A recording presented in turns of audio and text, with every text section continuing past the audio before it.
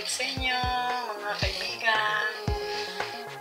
So ngayon pong araw na ito, magluluto ako ng isang recipe na tawagin ko siyang fish curry. Pero boneless po ito. Ayan. So bali, hiwain ko po siya ng ganito. Ayan. Para po lalagyan ko siya ng asin, paminta at ginger powder para po magkalasa. Ayan po.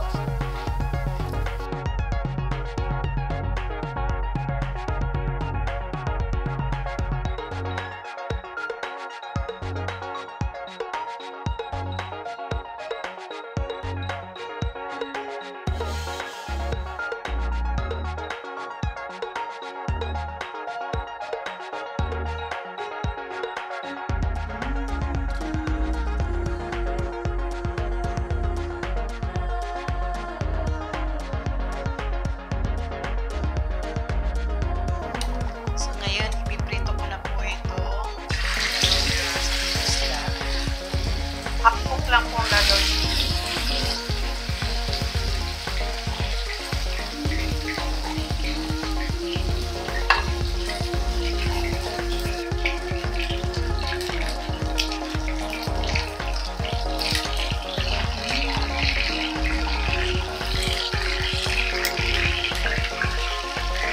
Ganyan lang po. Half-cook lang pagprito niya. Para po hindi naman siya madurog kapag luluto na natin siya sa coconut milk.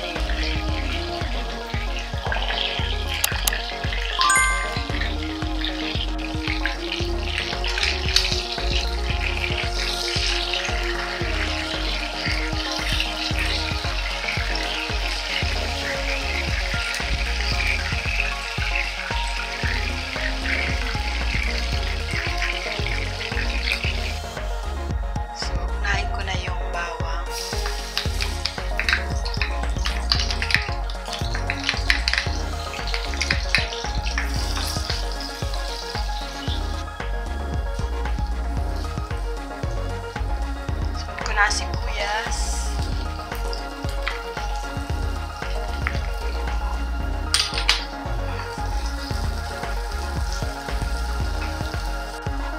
Ayan, sunod ko na ang kamatis.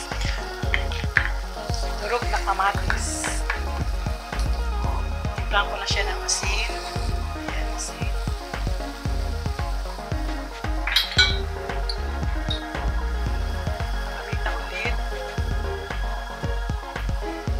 Lagay ko na po ito ginger paste. Then, dadagdag ko na ang curry powder. Ayan.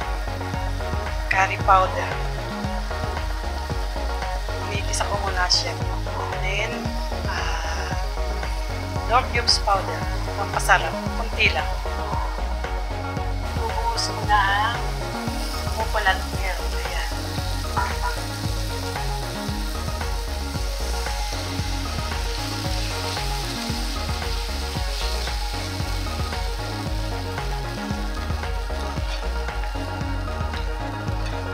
Lalagay ko na po ito